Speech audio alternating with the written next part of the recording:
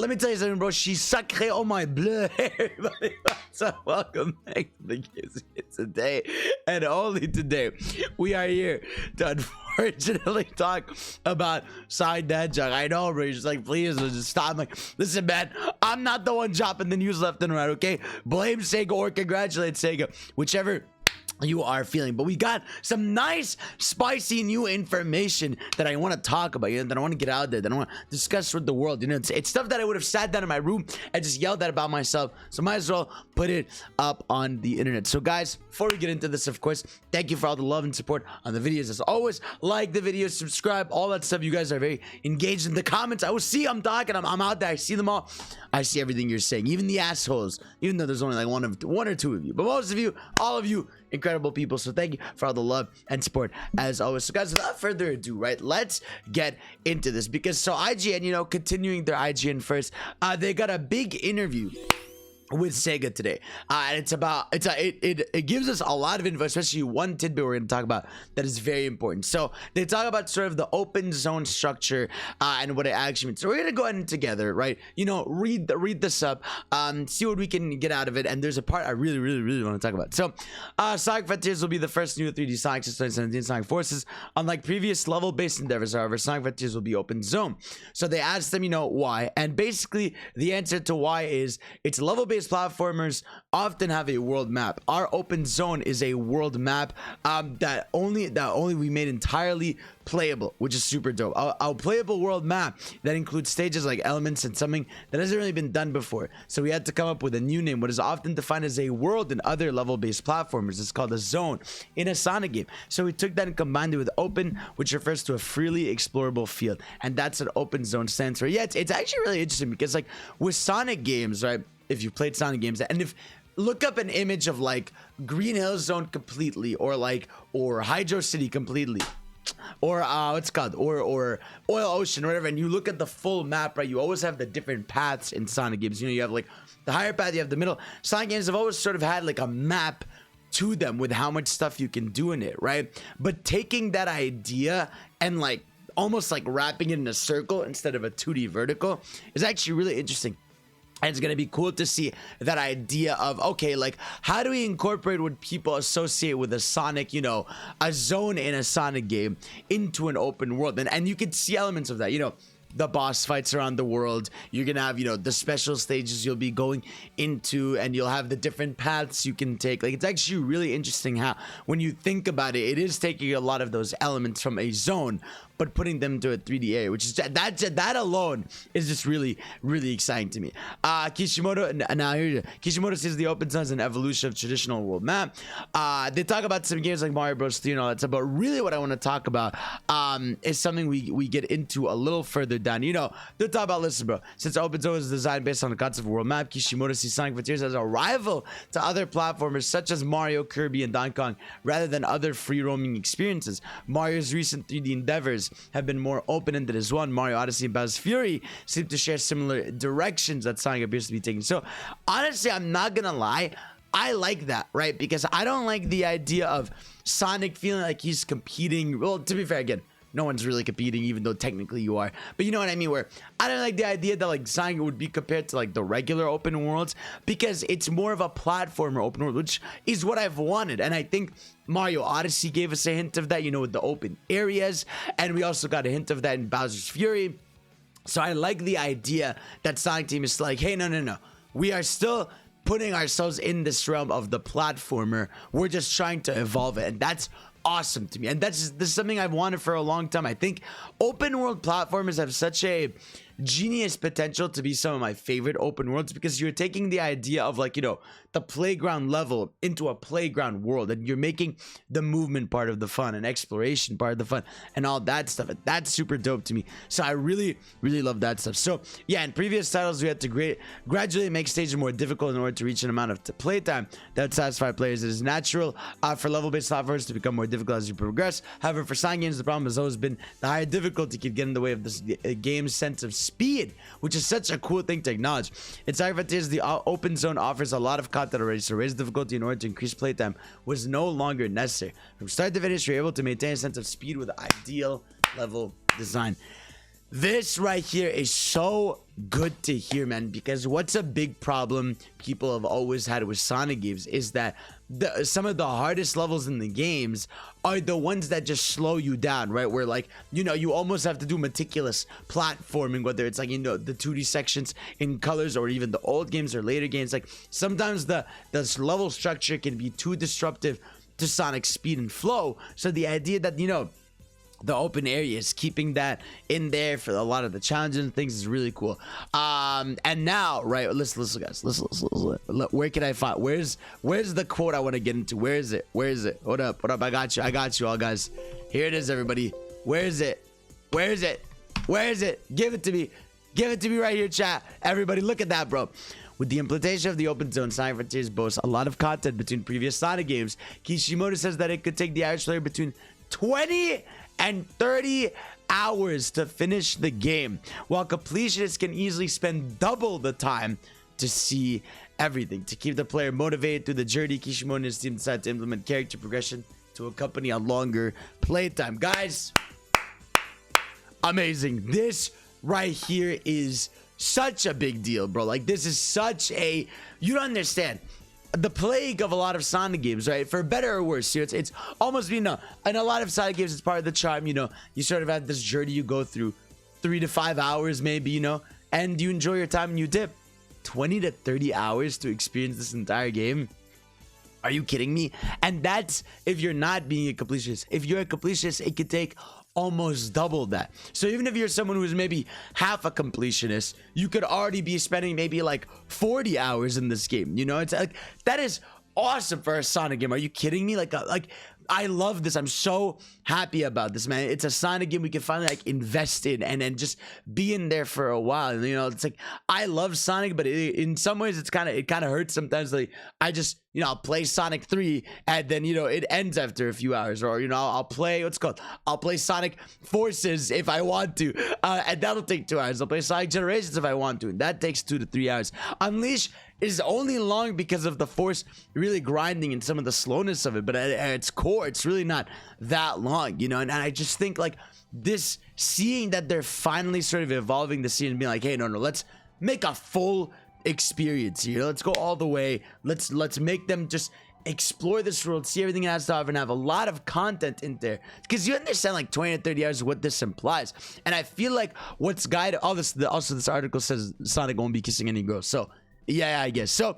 But I think this almost ties into this page right here. So this is one of the Brazilian what's it called, the one of the people, what they're saying is new details of Cybertist from a Brazilian who could play the game at Summer Games Fest. So these are one of the articles written up by someone who got to play it there, and they gave a lot more details than most people do. So we can read some of these because they almost help out flesh out why this game is going to be that long in some way. So let's see. So demo set to Sonic disoriented. Let's take the instructions from a mysterious voice. We heard that in the demo in one of the leaks earlier.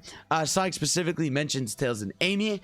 After that, you're free to explore the world however you want. The green scenery you've seen in the video so far is just the first of 7 Starfall Islands. Now, unless this person is being misquoted, or, you know, they were misinformed, or they're just guessing or whatever, they are saying first of 7 Starfall Islands, in which case there's a few things. One, this sort of chills people out that are always worried about this environment looking kind of, I'm like, guys, like, this is just the first area. This is essentially, you know, your Green Hills zone, your Gower Plains, your basic area. And I think the later areas are gonna be more wild and weird. I believe one of the earlier leaks for the game said there was an area that was almost like what's called Speed Highway in some way, and I don't know if that's true or not, but like, I feel like some of the later islands could actually be crazy and wild and we just don't know it yet. Or again, they could be more what's called nature, like we could get the desert area, snow area, whatever. But I do hope a lot of them do. But that's a big deal, man. 7 Starfall Islands.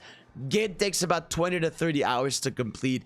So I don't know, I guess I'm thinking like it would take you maybe, I'm guessing this means you could spend in each island about 3 to 5 hours. You know, you do 3 to 5 hours each island out of 7. That would make 21 to about 30 if you were to just do the stuff there. And then, you know, if you want to completionist everything, double that time and everything. So that sort of makes sense to me if that's the case. Again, I wouldn't take it as gospel though, because I thought for a long time we had heard that it was 4 islands. So, but if it is 7, bless. Yeah, I will gladly take it. The first tutorial takes place right after you see the first enemy that appears. Doesn't take long and isn't far away from when we wake up. Side loop is the first new command you learn, the one you'll use the most. You can learn not only in combat and puzzle, but even to grind, to find rings in the grass. That's really cool. That's like a clever touch. That almost reminds me of there's a game that does it. What game does that?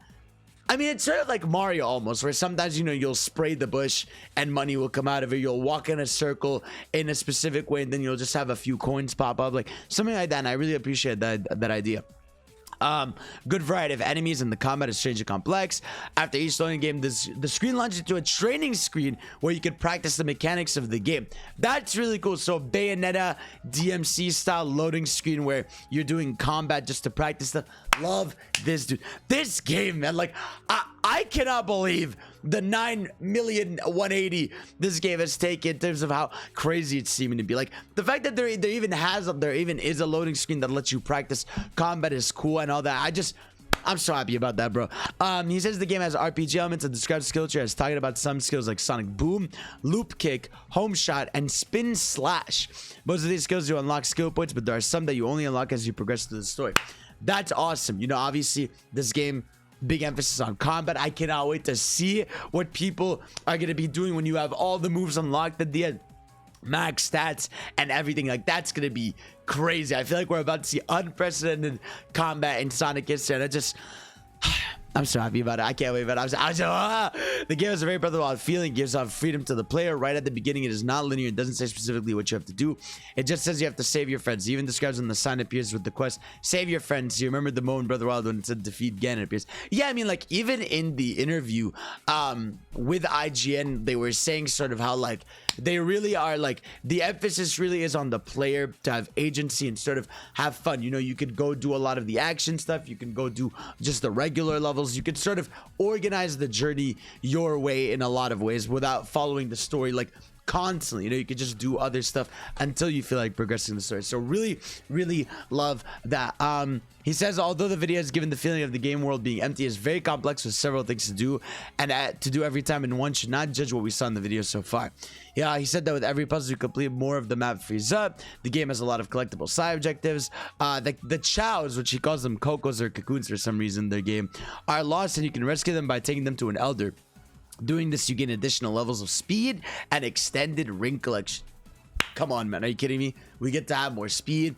We get to get more rings. Remember, for those of you that had seen the article that had dropped about it, which is, unless this is just in the debug version of the game or the version they played, Sonic's gonna have a speed slider so you can like choose how fast he goes constantly. So maybe if some people want things to slow down and all that stuff, really love that. So there are seeds you can find, scenarios trading with a Hermit. You can get boost for strength and defense as well. The 4 icons of the HUD we already talked about. There's mini games. Describe some of the bosses in the demo. There's at least 3. He mentions the portal gears. We talked about this. This is the cyberspace stuff. I'm trying to see if there's anything more. Yeah, so memory tokens we talked about, which is you're supposed to bring your friends' memories back, so you'll find those hearts in the first area. That's to get Amy's memories and all that stuff. So really cool. And yeah, he says that the game is very enjoyable to play and that is the most ambitious Sonic game he has seen so far. He loved playing the demo and everything he did during the gameplay was very satisfying, but that technical aspect leaves to be desired. He says that there are a lot of pop-in, texture, and low res stuff, blah blah, the typical stuff we've heard. It's crazy. I was actually, let me go find this. One of my friends made this video and I thought it was like super dope. If I can go ahead here and find it, not me waking up. Can me make you waking up go ahead? It was my friend here. Yeah. Shout out to Sonic POX. I just love this video you put up because like it's just showing really in perspective how different we are from like where Frontiers was with, like, you know, how it looks and the enemy is just standing to like this, you know what I mean, where you're getting Sonic speed, you get these cool boss fights, you get these crazy special moves and everything. Like,